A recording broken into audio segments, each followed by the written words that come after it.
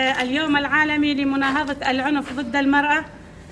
تقوم اليوم إدارة المرأة وجميع المكاتب في جميع المؤسسات المدنية بزيارة مركز اليبجة لنقول لهم جئنا اليوم لنستمد منكم القوة، نستمد منكم المعنويات العالية بهذه البادرة التي نراها اليوم بلبس البنات، بناتنا بنات الرقة، البدلة العسكرية والزي العسكري.